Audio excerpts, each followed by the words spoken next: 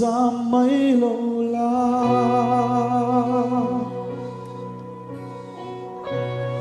Purit thok tu inay Krista chứ Krista chui kia nga omre Nunna Thar beng chứ Hallelujah Lỡ bao trôi môi rồi Nunna Thar beng chứ Sa vinh ra mấy lâu Lỡ bao là cài thấu lệ đón chứ Anh đi chắc lệ đón chứ Purit thok tu Krista chứ kia nga omren Krista chui kia nga omre Nunna Thar beng chứ Nunna Thar beng chứ Amen Hãy lên một phần lên Hallelujah Lên bao trôi môi rồi Krista chỉ kia ông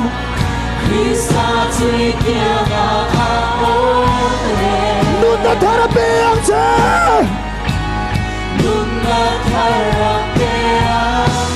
Inuti ha na chúa mô Nunna Thar beng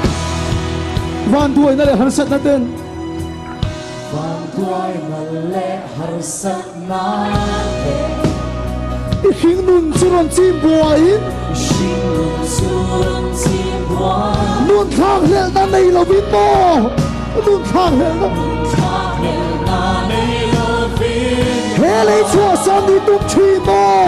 He lấy chua san đi tung chi Ma say đổ chiang lo bem đi Ma say đổ chiang lo bem I thả rao chân tu chỉ đổ la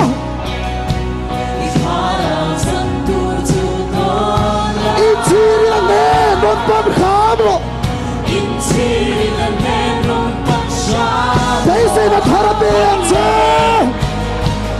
Thấy say na thả ra beng chứ Hallelujah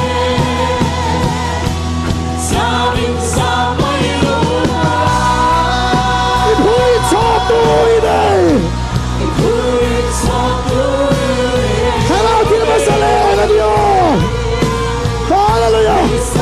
Hello thiên ma sa lê na Dio Hello thiên ma sa lê na Dio